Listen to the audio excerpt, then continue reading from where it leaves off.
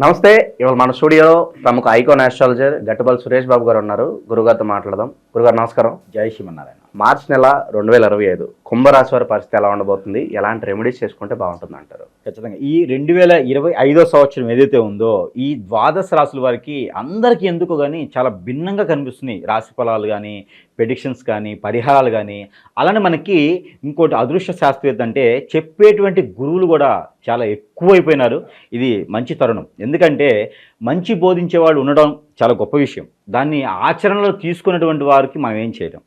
అయితే మనకి కుంభరాశి, ఈ కుంభరాశి అనేది ఏదైతే ఉందో ఇది చాలా గొప్ప అదృష్టవంతమైనటువంటి రాశి అని చెప్పొచ్చు. ఎందుకంటే గత 19 సంవత్సరాలుగా, అలానే 14 సంవత్సరాలుగా, అలానే 11.5 సంవత్సరాలుగా, 9.5, 7.5, 5, 2.5 ఇలాగా ఇన్ని సంవత్సరాలుగా బాధపడేటువంటి కుంభరాశి వారు ఎవరైతే ఉన్నారో వీరందరికీ కూడా ఉపశయనం కలుగుతుంది.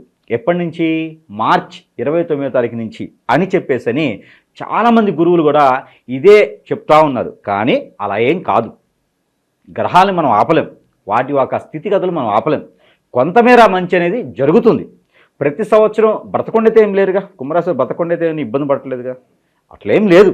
అన్ని రకాల బాగుంది. అలానే మార్చి మాసం కూడా ఇంకా బాగుంటుంది. చాలామంది కాంట్రాక్ట్ రంగాల్లో ఉన్నవారు, ఈ యొక్క కొన్ని రకాల కాంట్రాక్టే కాకుండా బిల్స్ ఆగిపోయినటువంటి వారు, గవర్నమెంట్ కాంట్రాక్ట్స్ బిల్స్ ఆగినటువంటి వారు, బిల్డర్సు, ఈ యొక్క రోడ్ కాంట్రాక్ట్స్ తీసుకునే వాళ్ళు, పెద్ద పెద్ద ఇండస్ట్రీస్ చేసుకునే వాళ్ళు, అందరికీ కూడా డబ్బులు ఆగిపోయినాయి చాలా సంవత్సరాలుగా.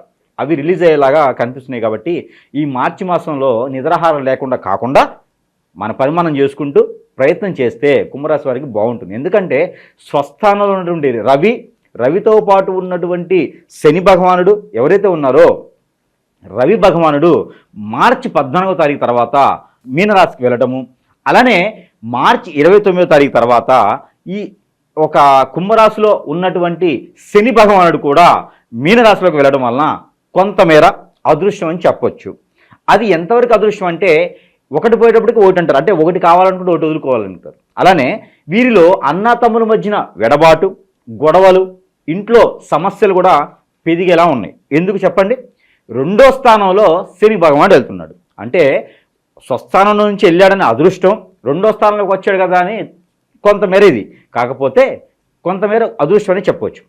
మార్చి మాసం నుంచి మే మాసం వరకు కూడా ఏప్రిల్ 2వ తారీఖున కుజుడు మారడంతో కొంతమేర అదృష్టం ఉంటుంది. అలానే మే 18వ తారీఖున గురువు మారతాడు. అప్పుడు ఇంకొంచెం బెటర్గా ఉంటుంది. కాబట్టి ఈ యొక్క మార్చి మాసం, ఏప్రిల్ మాసం మొత్తం కూడా కొంతమేర అదృష్టం ఎంతున్నా ఎంత చెట్టుగా అంతే గాలన్నట్టుగా ఉండాలి. ఎంత ఎదిగినా అంతే అన్నట్టుగా ఎదిగామనే ఒక బిల్డప్లు ఇలా ఇవ్వటం ద్వారా ఎచ్చులు పోవటం అంటారు మన కొన్ని ప్రాంతీయ భాషల్లో. అలా చేయకుండా ఉంటే అదృష్ట శాస్త్రం చాలా బాగుంటుంది. మాట తోలకూడదు, ఎదుటి వారిని అనకూడదు, మన పని మనం చేసుకుండా ఉండేసి ప్రతి పని మనం చేసుకునే విధంగా ఉంటే అదృష్ట శాస్త్రం కలిసి వస్తుంది.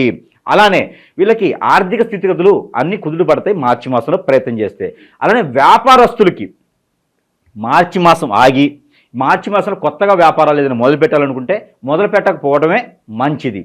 అలానే ఏప్రిల్ 2వ తారీఖు తర్వాత వీళ్ళు వ్యాపారంగా మొదలుపెట్టవచ్చు. ఎలాంటి వ్యాపారం? ఐరన్, ఇనుము, ఇటుక, అలానే కన్స్ట్రక్షన్కి సంబంధించినటువంటి రంగాలు, సివిల్కి సంబంధించినటువంటి రంగాలు మొదలుపెట్టవచ్చు. మరొకటి ఉంది, ఫ్యాన్సీ షాప్స్తో పాటు డాక్టర్గా చేయొచ్చు. అలానే మెడికల్ షాప్లో కూడా నిర్మించడానికి ఎక్కువ ఆస్కారం ఉంది. డయాగ్నోస్టిక్స్, మెడికల్, దీనికి సంబంధించి కూడా వీరికి చాలా అదృష్టంగా చూస్తున్నాను. అయితే వీరికి ఇంకోటి ఉంది, ఆల్రెడీ డాక్టర్ చదివేసి వేరే ఎక్కడో జాబ్ చేసేవారు కూడా వీళ్ళకి అనుకోకుండా ఎవరైనా సహాయం చేసి హాస్పిటల్ నిర్మించేసి దాంట్లో వీళ్ళకి మంచి సదవకాశం లభించేలా ఉంది. కాబట్టి ఆ మేర ప్రయత్నం చేస్తే కూడా మంచిది. ఈ కుంభరాశి వారికి ఇంకోటి ఉంది, ఏంటంటే పాలిటిక్స్ రంగాల్లో ఉన్నవారు ఎవరైనా ఉంటే కనుక, కొత్తగా వెళ్ళాలనుకునేవారు కనుక 14వ తారీఖు తర్వాత మార్చి మాసం 2025 ఈ 14వ తారీఖు తర్వాత కనుక రాజకీయ రంగంలో అడుగు పెడితే వారికి ఖచ్చితంగా కొంతకాలంలోనే మంచి స్థానానికి వెళ్ళేలా కనబడుతుంది. కాబట్టి ఎవరైనా వెళ్తే డబ్బు పరంగా కాకుండా జనబలం పరంగా వెళ్ళాలి. వెళ్తే కూడా మంచి అదృష్టం కనబడుతుంది. అయితే వీరికి కుంభరాశి కాబట్టి వీరికి కొంతమందికి అయితే అనాథాశ్రమాలు, ట్రస్టులు కూడా ఉంటాయి. అవి కూడా పై స్థాయికి వెళ్ళేలాగా కనబడుతున్నాయి. ఇన్నాళ్ళు కూడా కొంచెం లాస్లోను ఇబ్బందులో నడిచినటువంటి ట్రస్టులు ఏవైతే ఉన్నాయో అవన్నీ కూడా ఉన్నత స్థానానికి వెళ్ళేలాగా కనబడుతూ ఉన్నాయి. అయితే వీరికి గురుపదేశం, ఏదైనా గురువు చేత ఏదైనా ఉపదేశం కానీ లేదా 40 రోజులు ఏదైనా దీక్ష కానీ తీసుకుంటే మరీ మంచిది. ఏదైనా అమ్మవారి కానీ ఏదైనా స్వామివారి దీక్ష కనుక వీరు స్వీకరించినట్టయితే మరీ మంచిది. ఏ స్వామినైనా గురువుగా పలుచుకొని తీసుకుంటే మరీ మంచి జరుగుతూ ఉంది. అలానే వీరు ప్రతి రోజు కూడా ఎవరికైనా ఒకరికి అన్నం పెట్టగలిగితే ఇంకా మంచిది. అప్పు తెచ్చి కాదు, వీరు సంపాదించి పెట్టగలిగితే మరీ మంచిది. అయితే వీరికి ఆరోగ్య సమస్యలు కొంతమేర కుదిరి పడతాయి. వీరికి ఉన్నటువంటి ఆరోగ్య సమస్యలు స్ట్రెస్ ఫీల్తో, ఆ మైగ్రేను, అలానే రుమ్మతులు ఇంకేమైనా బాడీలో ఉంటే అవన్నీ కూడా కొంతమేర బాడీ పెయిన్స్ ఎక్కువ కనిపిస్తూ ఉంటాయి. కుంభరాశి వారికి వాతపిత్త కఫం ఎక్కువ ఉంటుంది. అవన్నీ కూడా తగ్గుమొహం పట్టే అదృష్టం కనిపిస్తుంది. కాబట్టి ఆ మేర కొంతమేర ఫుడ్లో ప్రికాషన్స్ తీసుకోవాలి. అలానే కోర్టు వ్యవహారాలు ఎవరైనా ఉంటే కనుక, ఫైనాన్స్ రంగంలో చెక్కు కేసులకు ఎవరైనా ఉంటే కనుక, ఫ్రాడ్ కేసులు 420 కేసులు ఏమైనా ఉంటే కనుక అవన్నీ కూడా తీరేలా కనిపిస్తూ ఉన్నాయి. కానీ ఒకటి, భార్యాభర్తల మధ్యన ఎడబాటు వచ్చి ఆ ఎడబాటుకి కోర్టు వరకు విడాకుల కోసం వెళ్తే కనుక ఆ కేసులు మాత్రం చుక్కెదురే ఉంది. ఎక్కడైనా విడాకుల వరకు కొత్తగా వెళ్ళాలనుకుంటే కనుక వాళ్ళు కొంతమేర ఆగటం మంచిది. ఎవరైనా ఇంతకు ముందే కనుక ఇదివరకే విడాకుల కోసం వేసి ఉంటే కనుక ఆ కేసులు కూడా చుక్కెదురు కనిపిస్తూ ఉంది. ఈ యొక్క కుంభరాశిలో పుట్టినటువంటి పురుషుడికైతే కొంతమేర కోర్టులో చుక్కెదురే, స్త్రీకి అయితే మాత్రం కొంతమేర వెసులుబాటు అని చెప్పొచ్చు. ఏది, విడాకుల కేసులు మాత్రం. అయితే విడాకుల దాకా వెళ్ళకుండా ఉంటే మంచిది. అర్థం చేసుకునేటువంటి భార్య, అర్థం చేసుకునే భర్త ఉంటే మరీ మంచిది.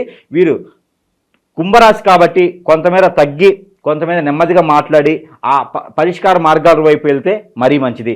అలానే వీరికి విదేశీయానం ఏదైనా ప్రయత్నం చేస్తే గల్ఫ్ కంట్రీస్ ప్రయత్నం చేయాలి, మరీ బాగుంటుంది. గల్ఫ్ కంట్రీస్లో ప్రయత్నాలు చేస్తే కనుక వీరికి అదృష్ట శాస్తు అన్ఎక్స్పెక్టెడ్గా వీళ్ళకి వీసాలు కూడా 27వ తారీఖు తర్వాత, ఎప్పుడు మార్చి 27, 2025 సంవత్సరం తర్వాత, అంటే 2020 సంవత్సరం మార్చి 27వ తారీఖు తర్వాత వీరు విదేశానికి ప్రయత్నం చేస్తే కనుక మరీ మంచి జరిగేదానికి ఆస్కారం ఉంది. వీళ్ళు వెళ్ళేది మాత్రం జూన్ మాసం అవుతుంది.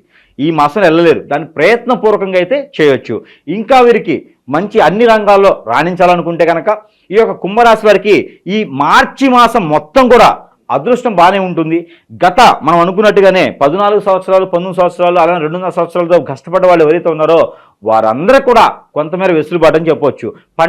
పంట పండి ఇంటికి వస్తుందా అంటే, ఒక పంట భూమి వేస్తారు రైతులకి, ఎంత పంట పండించినప్పటికీ ఇంటికి వచ్చినప్పుడు వాళ్ళకి ధైర్యం ఉంటుంది, నా పంట నా ఇంటికి చేరింది అని. అలానే వీరికి అంత అదృష్టం, ఎక్కడో పండిన పంట వీరి ఇంటికి వస్తే ఎంత ధైర్యం ఉంటుందో అంత ధైర్యంతో ఈ యొక్క కుంభరాశి వారు ఉండొచ్చు. ఈ యొక్క మార్చి మాసంలో గ్రహాలన్నీ స్థితిగతులు బాగున్నాయి కాబట్టి వారికి తగ్గట్టుగా అన్ని రకాలు బాగుండాలంటే కనుక ఇంకొంచెం ముందుకు వెళ్ళేదానికి కుంభరాశి వారికి పరిహారాలు, ఈ పరిహార నిమిత్తం వచ్చేసి వీరికి నల్ల నువ్వులు 1 పావు కిలో, గసగసాలు 1 పావు కిలో, అలానే ఇలాచి అని ఉంటాయి వాళ్ళకి, యాలుక్కాయలు అవి 50 గ్రాములు, అలానే లవంగాలు 50 గ్రాములు, అలానే వీటితో పాటు దాల్చిన చెక్క 50 గ్రాములు, అలానే సాజీరా 50 గ్రాములు, ఇవన్నీ కూడా తీసుకొని దాంట్లో పౌడర్ చేసుకోవాలి. ఈ పౌడర్ చేసుకున్న తర్వాత వాటర్ ఏదైతే ఉందో, పన్నీరు అని దొరుకుతుంది మనకి మార్కెట్లో, పన్నీరు, ఆ పన్నీరుతో పాటు మనకి సఫ్రాన్ అంటారు, కుంకుమ పువ్వు, ఈ కుంకుమ పువ్వు కూడా అందులో వేసుకొని ఈ వాటర్ని కనుక మీరు ఎక్కడైనా స్వామివారికి కానీ పెట్టేసి అక్కడ పూజా కార్యక్రమాలు చేసుకొని, లేదా దేవుని మందిరం దగ్గర పెట్టి అక్కడ పూజా కార్యక్రమాలు చేసుకొని, ఇవన్నీ కాదనుకుంటే ఉదయించే సూర్యునికి చూపించి, ఉదయించే సూర్యుడి వైపు చూపించి అక్కడ మీరు ఆ స్వామివారికి సూర్యుడికి అయితే నీళ్లు ఆగ్నివచ్చు, కింద ఒక పెద్ద తెపాడ గంగాళం పెట్టేసుకొని ఆ నీటిని ఆ ఉదయించే సూర్యుడికి ఆజ్ఞ చేసేసి ఆ నీటిని ఇంటిలో బాగా చల్లుకోవచ్చు. మీరు స్నానం ఆచరించేటువంటి నీటిలో కనుక ఇవి కూడా ఒక 20 గ్రాములు సుమారు 20 ml సుమారు వాటర్లో, ఆ స్నానం చేసే వాటర్లో వేసుకొని కనుక స్నానం ఆచరించినట్టయితే ఇప్పటి వరకు మీరు పడ్డటువంటి అజ్ఞాతవాసం, అరణ్యవాసం ఇవేవైతే ఉన్నాయో ఇవన్నీ కూడా తొలగిపోయేసి ఆ గ్రహాల నుంచి వచ్చేటువంటి శుభదృష్టి మాత్రమే మీ మీద ఉండేలాగా ఆ ఉదయించే సూర్యుడి భగవానుడి యొక్క సాక్షిగా ఈ గ్రహాలన్నీ కూడా అనుకూలంగా మలుచుకునేందుకు ఆస్కారం ఎక్కువ కనిపిస్తూ ఉంది. అయితే మరొకటి, ఆ ఆజ్ఞ ఇచ్చేటప్పుడు కనుక ఆ ఉదయించే సూర్యునికి ఏ రోజైనా చేయొచ్చు, లేదు పర్టికులర్గా ఆదివారం అయితే మరీ మంచిది. నెల మొత్తంలో ఒకరోజు చేసినా పర్వాలా.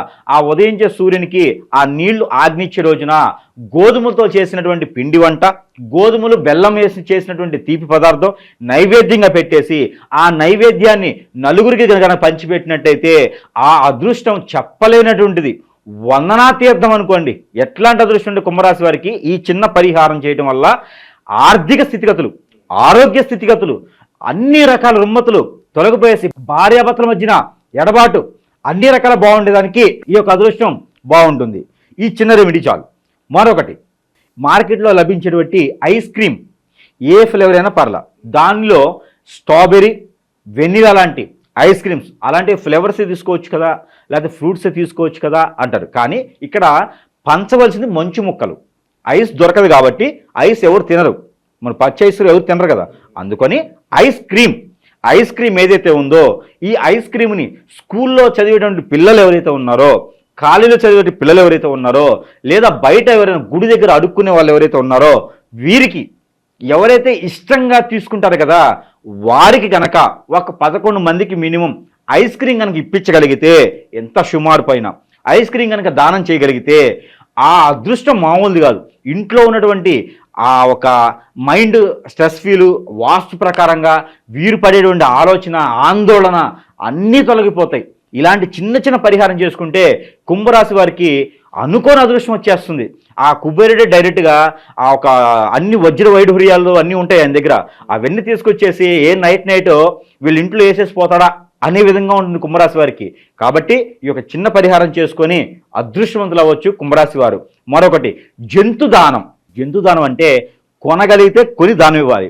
కొనలేకపోతే బ్రాహ్మణోత్వం దగ్గరికి వెళ్ళి నేను వస్త్రదానం ఏదైతే చేస్తానో అలానే జంతు దానం చేయాలనుకుంటే గుర్రం కానీ, ఏనుగు కానీ, లేకపోతే ఒక గాడిదని కానీ దానం చేయాలి. కొని కాదు, మంత్రోచ్చారణతో చేసేటువంటి దానం ఉంటుంది. దానికి ఎంతోకొంత డబ్బులు తీసుకుంటారు.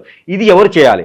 వ్యాపారస్తులు చేయాలి. కుంభరాశిలో లాస్ అయినటువంటి వ్యాపారస్తులు ఎవరైతే ఉన్నారో వీరు కనుక జంతు దానం చేసినట్లయితే వీరికి మంచి ఆలోచన, మంచి వైరాగ్యంతో తొలగిపోయేసి వీరికి ఆర్థికంగా ఎదిగేదానికి ఎక్కువ ఆస్కారం కనిపెడుతోంది. ఇంకా కుంభరాశి వారు అన్ని రకాల వ్యాపారస్తులు, అన్ని రంగాల వారు చేసుకోదగింది ఒకటి ఉంది. అది ఏంటంటే గ్రహాల నుంచి తీసినటువంటి నెంబర్. ప్రతి మాసం ఇచ్చినటువంటి కానీ ఈ మాసంలో కూడా కుంభరాశి వారు పఠించవలసినటువంటి నెంబర్ 226792 226792. ఈ నెంబర్ని 225 సార్లు పారాయణ రూపంగా జపం చేయాలి. ఇది ఎలా? బెల్లము లేదా షుగరు, కండ చక్కెర ఇవి చేతిలో పెట్టుకొని ఈ నెంబర్ని మంత్రరూపంగా ఇన్నిసార్లు ప్రదక్షిణ పఠించి వేసుకొని అయిపోయిన తర్వాత ఇది బెల్లం కానీ, కండ చక్కెర కానీ, షుగర్ కానీ తిన్నట్లయితే మీకు షుగరు, బీపీ ఎలాంటివి ఉన్నా కూడా కంట్రోల్ వస్తాయి. అన్ని రకాల రుమ్మతులు తొలగిపోయింది. కాబట్టి మనం చెప్పే రెమెడీలతో పాటు నెంబర్ కూడా చేసుకుంటే అదృష్ట శాస్త్రం బాగుంటుంది. ఈ చిన్న చిన్న పరిహారాలు చేసుకొని కుంభరాశి వారు ఎన్నడూ ఎనగనిటువంటి ఆస్తిపరులుగా, అంతస్తులుగా ఎదగాలని నేను కోరుకుంటా ఉన్నాను. జై శ్రీమన్నారాయణ.